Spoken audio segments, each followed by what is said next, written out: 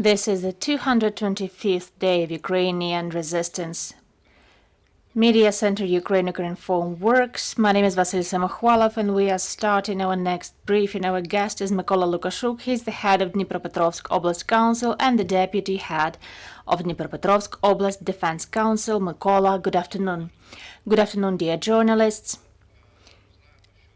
Mykola, we know that at night there was shelling again. Again, it was Nikopol and several districts, and the question is the following: whether it makes sense to have some kind of a obligatory evacuation from Nikopol and the nearby areas, or what should we do to ensure the safety of these territories and people there as much as possible.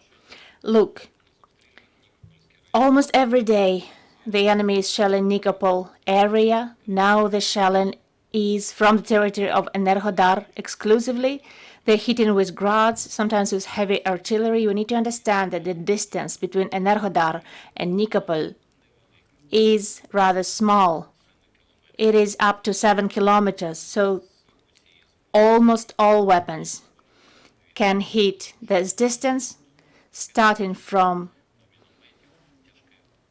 mine throwers, rocket systems, and other things.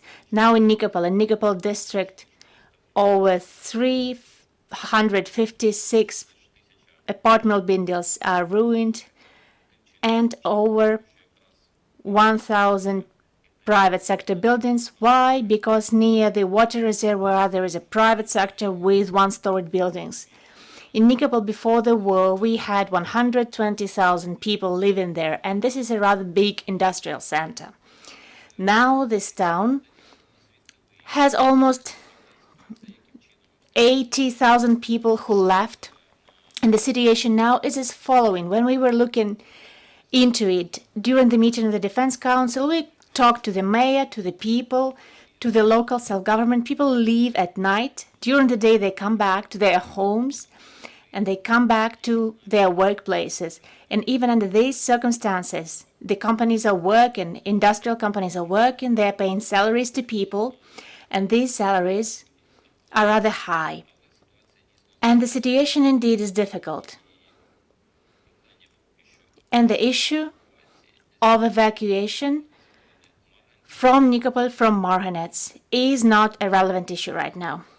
I would like to clarify: the safety and security issue is difficult now. It will be even more complicated in winter, because infrastructural objects, if they are shelled during the heating season, it will impact even more the quality of life of people.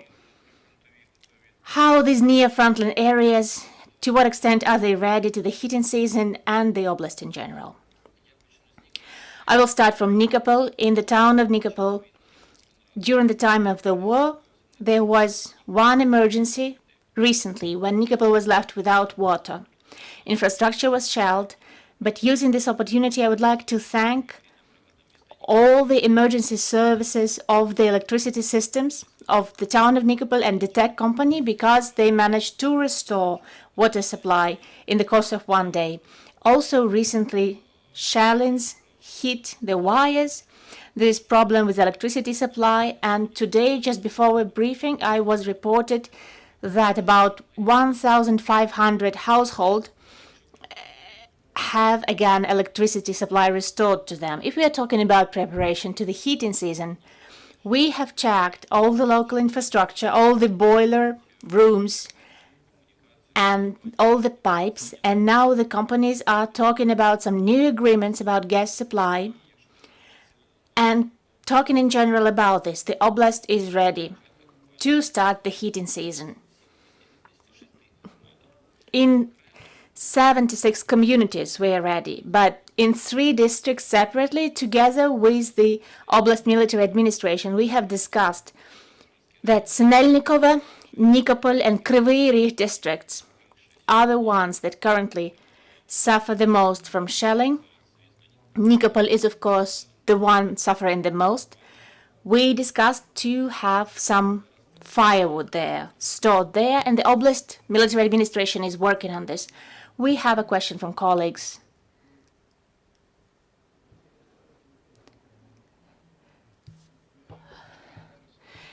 Just a minute. Could you speak a little louder, please? Yes. While we're doing this... Okay, it works now. Thank you. Irina Mamchur, Ukrinform. I have one clarifying question on the outflow of people from Nikopol. You explained us about this, but please tell us.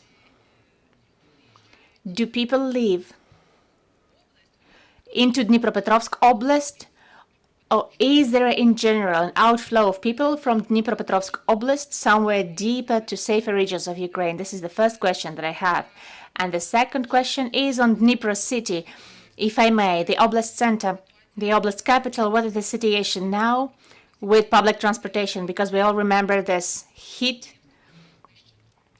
when over 100 buses were destroyed.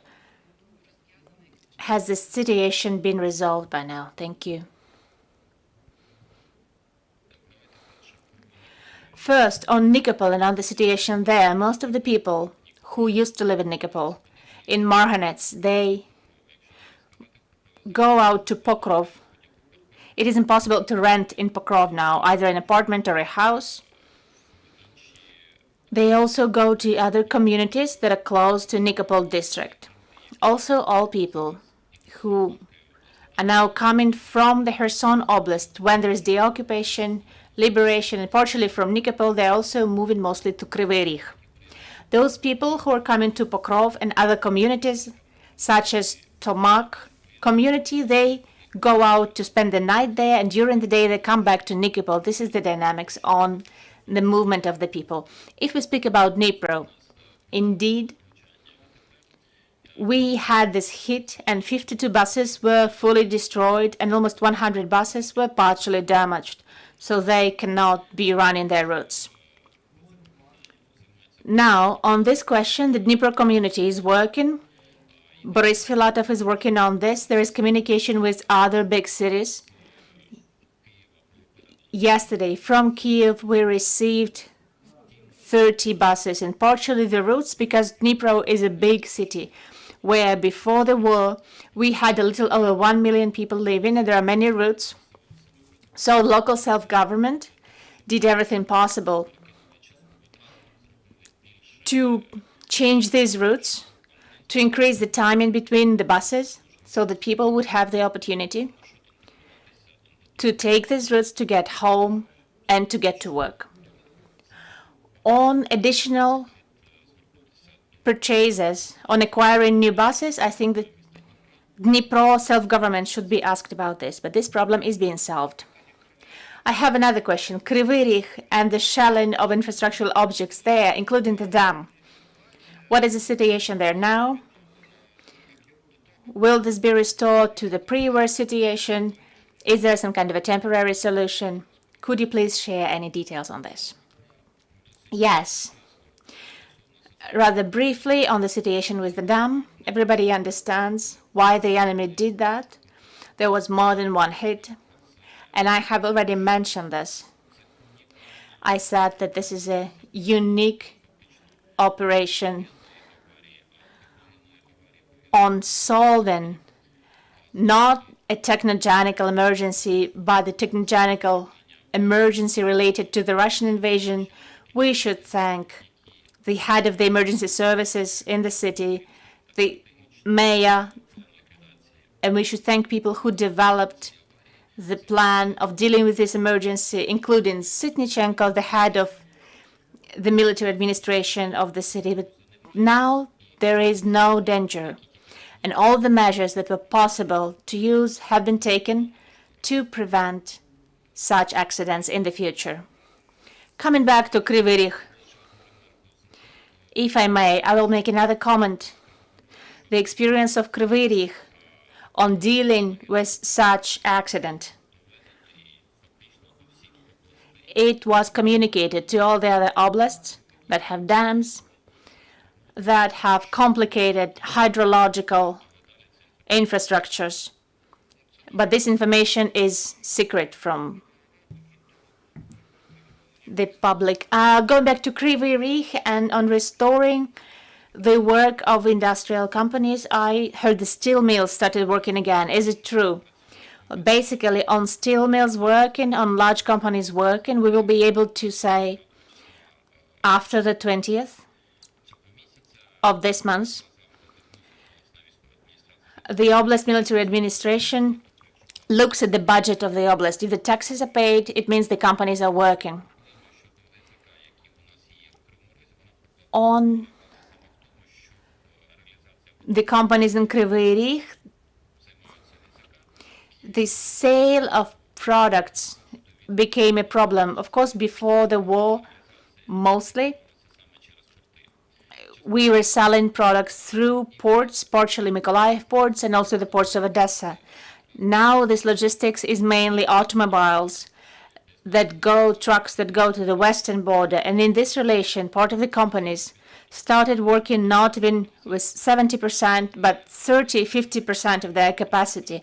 But they're still working and people receive salaries. We think that under the circumstances, with the improving situation in the front line, especially in the Kherson direction, when there is decreased danger to Mykolaiv and Odessa, and this has already decreased the number of shelling of Kryvyi Rih area, because when Zelenodolsk community and other communities had a distance of 10-20 kilometers to the front line, it was one thing and everything could reach there.